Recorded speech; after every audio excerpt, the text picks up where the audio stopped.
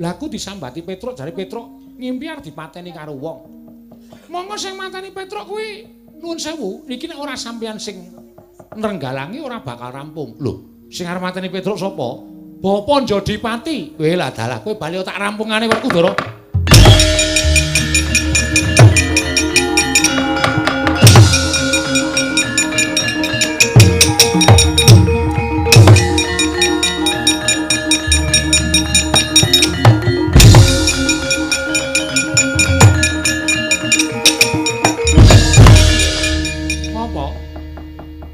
Petruk ndi? Iki apa? Karepmu? Tak gawa ning Astina. Arep tok nggo ngopo? Dienggo syarat. Syarat apa coba aku tak ngerti? Bakal nggon kowe entuk kanugrahan. Kanugrahan apa? Ngelmu. Ngelmu saka sapa? Bapa guruku. Bapak gurumu sapa? Wah, diuyak wae. Ayo ngaku. Sapa? Cerewet. Tak pateni kowe. Welane iso mbok monggo. Ning kudu iso nglangkai kuwandane Nanta Ndarawati. Sing kandha sapa? Wah, tak kira sampeyan iku mbelani kula ya. Senengane kok njur kon nglangkai kuwandane wong liya iki kok iki apaku. Ning arep kaya ngono tak ewangi Petruk. Alhamdulillah. Diwangi sun.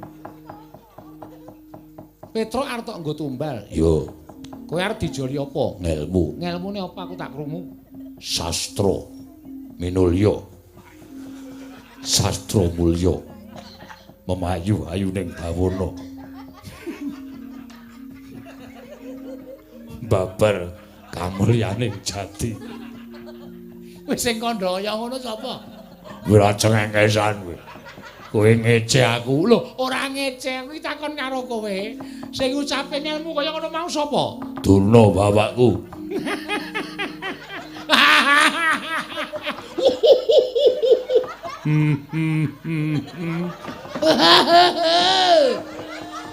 Waduh cengengesan kabeh. Kowe iki wong digdaya, wong ampuh ning amit sewu lho gampang diapusi. Iya ta Petruk? Nggih. Sastra mulya memayu ayuning bawana babar kamulyaning. Iya.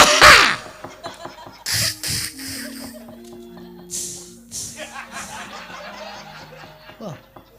Ndara Janaka ning guyu nrebel. Kok isa-isane nglakoni. Mawa kowe guyu. Kowe tak omongi lho, iki kok karane Begal Durna kuwi ngelmu apa aku tak takon? Jangkeping. Ngelmu kasampurnan.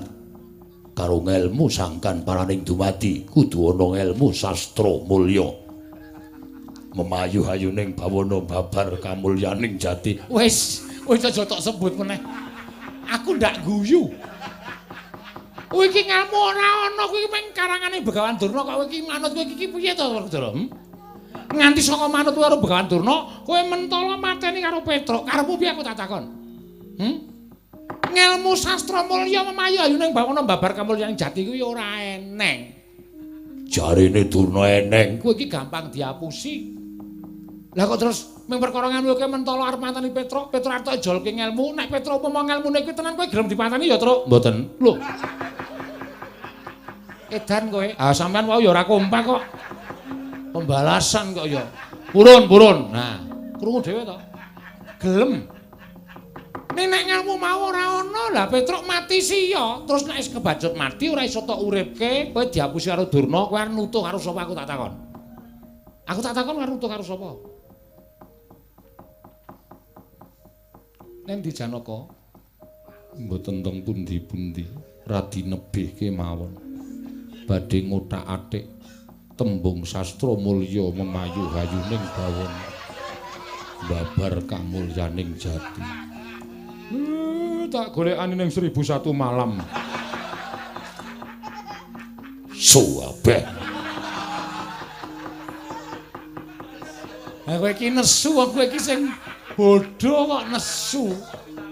Wah. Wis ngene ngono wae, nek Petruk mati ora apa-apa, nek Petruk ora iso duripke meneh piye? Ayo takono Begawan Durna kono. Ngelmune saka sapa, dewane sapa? Aku tak ngerti. terus babaring ilmu sastra mulya memayu ayuning kuwi apa aku tak takon omongan ucatulan ngeyel sing ngeyel iki kowe ngeyel kandhani lho aku ki ora kandhani kowe iki tuwa sapa karo aku tuwa kowe lah kok kowe ngandhani aku kowe iki manut ora karo aku iso manut ora Ron. Ya. Bukan apa ya.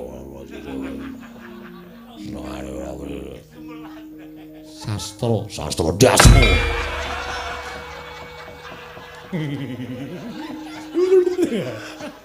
Seneng tenan. Jalo wonten dawuh. Dodo cekikian. Seneni meneh. Lah kowe nendi? Teng ngandhaping wit nika kula ndodok ngampet ngguyu. Dijenggung kalih Kakang Mas Werkudara. Sastra cetha sastra 3 mulya 4. Memayu hayuning bawana 003. Pangu. Berarti 003 tambah ke 4 dadine 4030 Yung.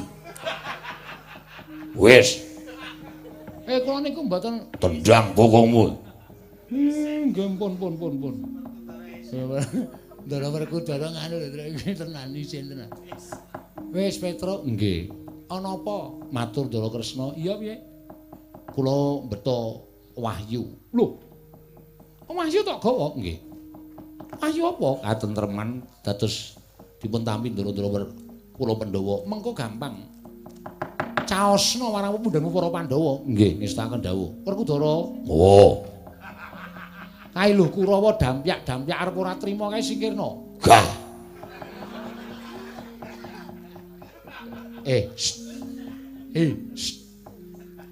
Ngopo? Ndara Kresna niku pundhen panjenengan. Ayo kon ngresiki Kurawa. Gah. Ayo ki sapu kon ngresiki dhewe.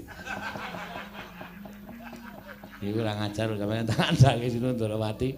Yo, ngresiki yo. Wegah. Wegah tenan. Wegah. Sastra mulya. Sastra mulya.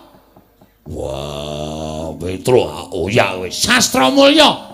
Memayu hayuning bawana, babar kamuljaning jati. Iblis lanat.